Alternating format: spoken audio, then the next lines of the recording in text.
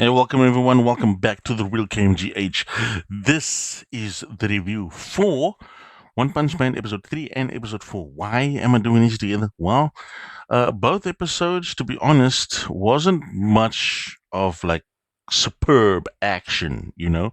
It did involve Goro and it did involve the Monster Association. But I mean, with the good guys, there was a lot of just talking and planning for what they're about to do with the Monster Association. But the Monster Association is already moving their plans forward with Goro. Okay, that's basically what the one at this moment. Not to mention they are already as strong as it possibly is, which I will definitely let you guys know when I do the review for episode 5. I've already watched it. I do know that episode 6 of One Punch Man has come out on Sunday. Okay, which is what I really want to watch as well. Okay, but I will definitely give you guys the review for episode 5. I actually need to catch up with the kind of time, like when it comes out, like boom, that's the one I'm going to talk about. So I'm probably going to do the review for episode 5 like soon. It's most likely definitely going to be in this week or over the weekend. Okay. Because that's actually when the ball really starts rolling. Okay, I actually don't know how many episodes we might have for this season of season 3. I mean, we've waited like what 5-6 years for this season to come out. Okay, so I hope we're getting more than 8 episodes. I'm just saying because you need to give us things so that we can stay tuned as viewers. Okay, so this is the review for One Punch Man season 3, episode 3 and 4. Okay, at the end of episode, well, not at the end of episode 3. Basically, episode 3 involves Goro having to now fight the Ripper and Insect God. Okay, the fight clashes on. As Goro can handle himself. I mean, he's able to go up against S rank heroes. So handling two demon level, basically two demon level threats is nothing. Okay, it's nothing to him. But sadly, he does get distracted and then gets like bludgeoned in a sense. It's kind of like they actually do kill him. Okay. We were like wondering if you've already watched like season like episode 5, you kind of already know why he is still alive. Okay, which is part of the process of his evolution. Okay, but nonetheless, the Ripper literally, like not literally, the Ripper really puts the throwdown on you, and Inside God like delivers a massive punch, but the Ripper is actually the one that really does all the slashes and like put Goro basically in the ICU. Okay, and that's what happened. So Goro's down, bleeding out. Okay, they take the kid, basically now the hostage, take him to the Monster Association and put him with the other kid that was also kidnapped. And from what it seems, the Monster Association doesn't really mind what has happened to Goro. Everyone's like, I guess he wasn't really too what it was, because we thought he was so tough and all of that. But nonetheless, that psychic little pink teddy bull crap eye thingy, that guy knows exactly what is going on, and that's exactly the reason why he sent Ripper and Insect God, King Ripper and Insect God out there to basically do that, to help push Goro in his evolution. Okay, so now there are two hostages in the Monster Association. The heroes are still planning. It's kind of stupid. I'm like, dude, you making us see this Kid Emperor plan an assault on the Monster Association and trying to rescue the other two kids, which look like they're even older than him, but because he's a genius, he's the one who gets put in charge of the plan.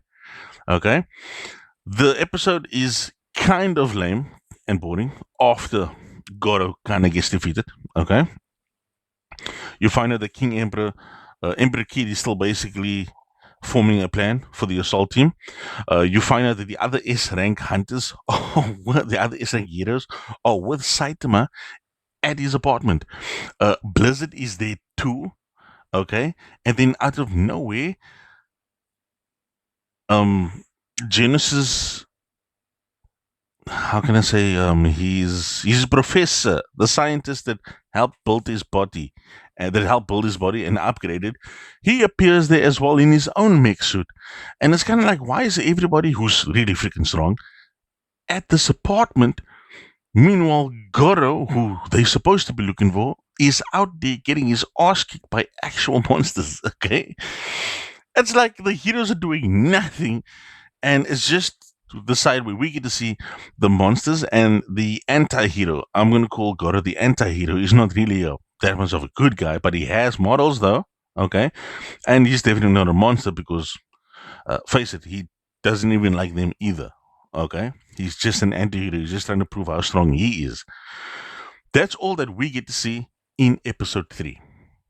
Okay?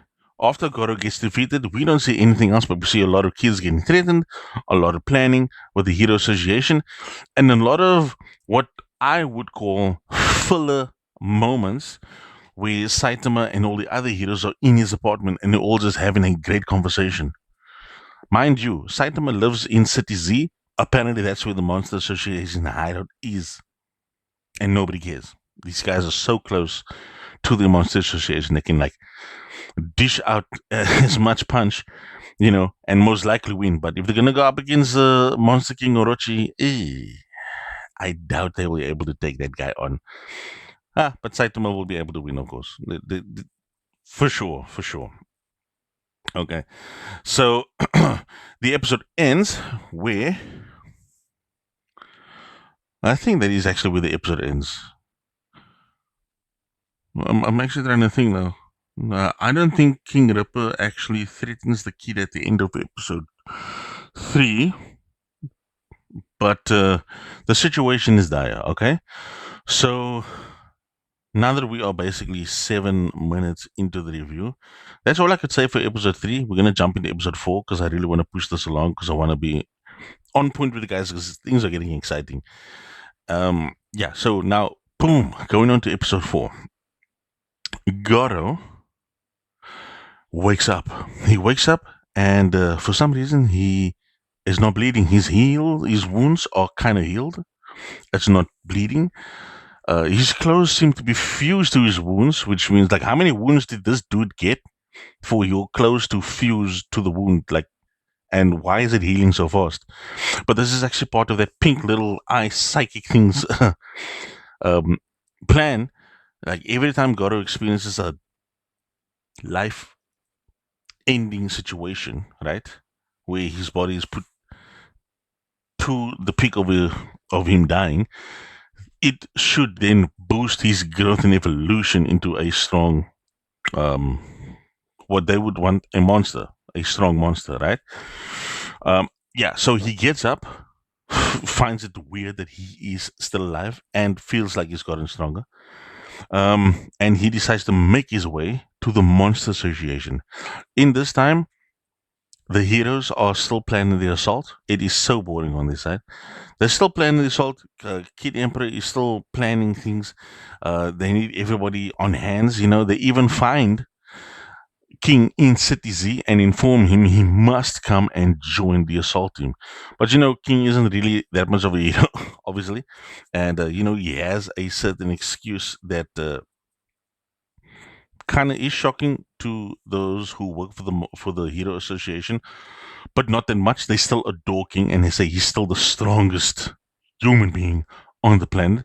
They don't even know that it's Saitama that stopped all those monsters that he came across, and, like, he's just not a hero. He's just getting paid. But he's a cool character to have. Like, him and Saitama are like cool friends. So he gets a pass from the fans and myself because, hey, Saitama likes you. They play games together. So it comes to where King Ripper decides to take the child that they kidnapped when they defeated Goro. And it looks like King Ripper is basically going to do his thing. What his MO is, he does kidnap children and then he cuts them and he basically slaughters them and cuts their bodies up.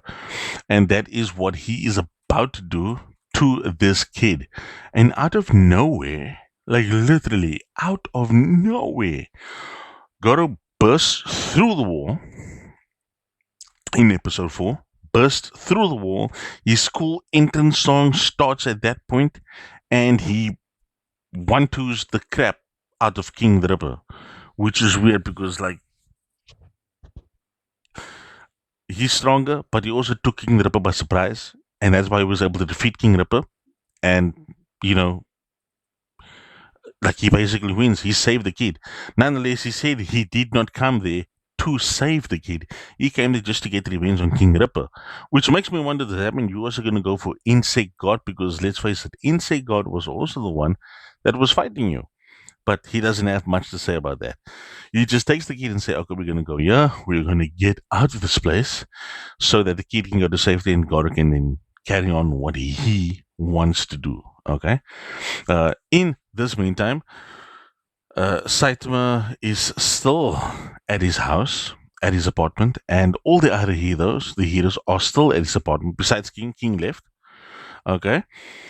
And they're all waiting for the food that Saitama is making, which, man, it is like a filler. Again, episode 3 and episode 4 are kind of like fillers where they just trying to.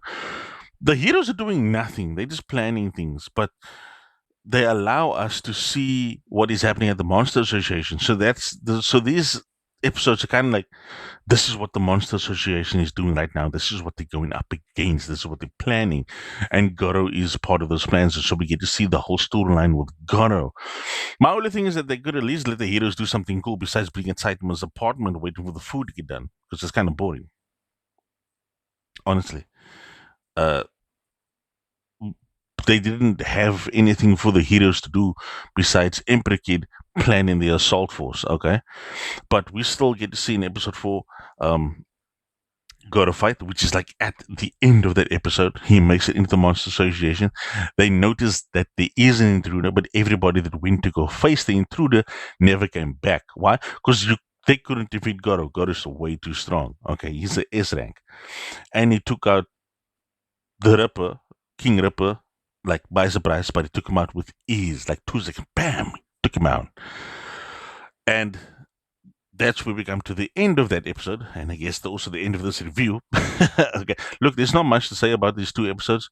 It was mostly like a filler, okay, but we got to see things from Goro's side, and he planned to save the kid in this episode and basically get the kid out, and most likely, I think Goro would then enter the Monster Association hideout again and just ask him, what the flip was your issue by sending 2 people to actually kill him instead of, waiting for him to fill what they asked him to do.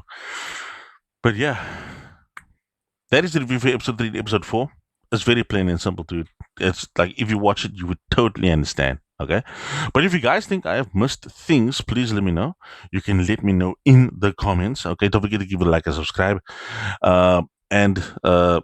Yeah, man, we will bring more reviews. I'm going to be doing a review for episode 5. I told you guys it's going to come this week. It's going to come the weekend. But until then, have a fantastic time. And I look forward to seeing your comments.